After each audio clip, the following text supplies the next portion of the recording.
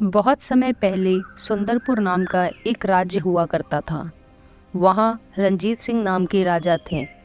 उनकी एक सुंदर रानी और एक पुत्र भी था। रतन सिंह आयु में अभी बहुत छोटा था। राजा अपनी रानी को अत्यधिक प्रेम करते थे।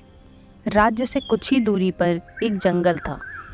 एक दिन रानी शाम को जब उसी जंगल में भ्रमण करने गई, तभी वहाँ एक मायावी चुड़ैल आ जाती है और रानी को अपनी जादू से कैद कर लेती है। अब तो यही मर और मैं तेरे राज्य में रानी बनकर राज्य करूंगी। वह चुड़ैल रानी के रूप में बदल जाती है और राज्य में वापस जाकर राजा और उनके पुत्र के साथ रहने लग जाती है। राजा तो राज कार्यों में व्यस्त रहते थे, पर रतन घर पर माँ के साथ ही ज़्यादा वक्त व्यतीत करता था। रतन सिंह को धीरे धीरे शक होने लगता है कि यह उसकी माँ नहीं है। एक दिन वह जब छुपकर चुड़ैल के कमरे में झांकता है तो वह देखता है कि वह खुद से बात कर रही थी। बहुत दिन हो गए, अच्छा खाना नहीं खाया। मेरा पेट तो आज से ही भरता है। आज रात को रतन सिंह को खाने में खाऊंगी, फिर अगले दिन राजा को। फिर मैं इस राज्य की रानी बनकर यहाँ राज करूंगी। फिर तो हर दिन अच्छा ही खाना मिलेगा। रतन सिंह यह सब सुनकर उस रात वहाँ से दूर चला जाता है। उसी राज्य में नदी के किनारे कुटी में एक महर्षि रहा करते थे। वह उन ऋषि के पास जाता है। ऋषि को वह पूरी बात बताता है। ऋषि महाराज, हमारे घर में एक चुड़ैल मेरी माँ का रूप धारण करके रह रही है। वह मुझे और मेरे पिता को मारकर इस राज्य पर कब्जा करना चाहती है। वह मेरी माँ को पता नहीं कहाँ ले गई है। कृपया कुछ उपाय बताएं जिससे मैं अपने परिवार और इस राज्य की रक्षा कर सकूं।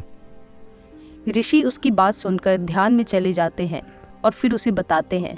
राजकुमार, आपकी माँ आपके घर के पास के ही जंगल में एक बड़े पेड़ के नीचे कैद है। उन्हें चुड़ैल ने जादू से कैद कर रखा है।